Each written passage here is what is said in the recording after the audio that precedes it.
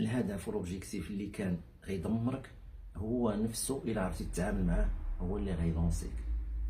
اذا شحال من واحد مات له مو ولا مات له با ولا ولدو ولا بنتو راه مكتئب كيشرب الدواء، ما قادرش يبدل، ما قادرش يامن يتصالح مع نفسه مع عقله مع الطاقه الداخليه ديالو.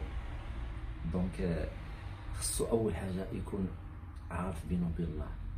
هي كتجي صعيبه، انا ما كنقولكش بانها سهله. ربما الظروف الحياه اللي انا دوزت في الصفر وانا طالع 16 17 عام 18 عام 20 23 24 وانت طالع، خلات الظروف الحياه ما تدي مني حتى حاجه، خلات الصدمات كما بغاو يكونوا نتقبلوهم عادي وندوزوهم مرور الكرام، وخلات عندنا الصلابه الذهنيه. هادشي كله كنحمد الله وكنشكرو عليه.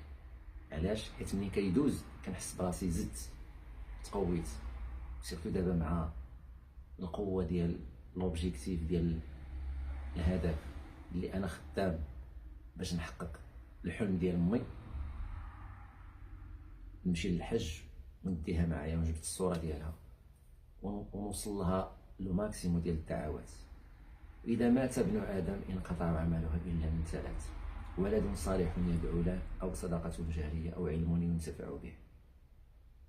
اخوان اخواتي المغاربه داخل المغرب او خارج المغرب، من طنجة للكبيره وفيما كنتو في بقاع العالم، سمعين كيبارطاجي معكم القصه ديالو اللي فريمون داكشي اللي درت انا من 17 عام الى حتى وصلت عندي دابا راه 38 سنه. ما كيسوى حتى حاجه قبل هاد 4 سنين هذه اللي توفات لي فيها الوالده، توفات في 2021. دابا كنبارطاجي معكم هذا الفيديو هذا في 2026 اللي هو القصه بدات من قلب المعاناه. انا ماشي بوحدي اللي واقع لي كريز ولا موفي لي والديا ولا خرجت من الدار ولا درت ولا فعلت، ولكن انا هو الاول اللي غنبارطاجي مع الحرفيين خوتي والمهنيين. انا هو اللي غنعطيك القلب ديالي وغنحس بك وغنفهمك. انا هو اللي غادي نوصلك لوبجيكتيف ديالك ونقدر نعاونك. اذا كما قلت لكم، ملي كيمشيو الوالدين كيكونوا مضرقين واحد الصهد كبير بالرضا ديالهم، وسيرتو مع لا فامي. شحال من حاجه كانت كتقولها لي امي، كتقول لي رد بالك من هذه ورد بالك من هذا ورد بالك من هذا وعندك هذا. انا ما كنتش كندير في داكشي. انا كنعاود لكم خواتاتي شي حوايج اللي فريمون زادوا هما. كان في ديك اللحظه لو كان ما الله ما معاياش الوالدين كان راني غنطيح.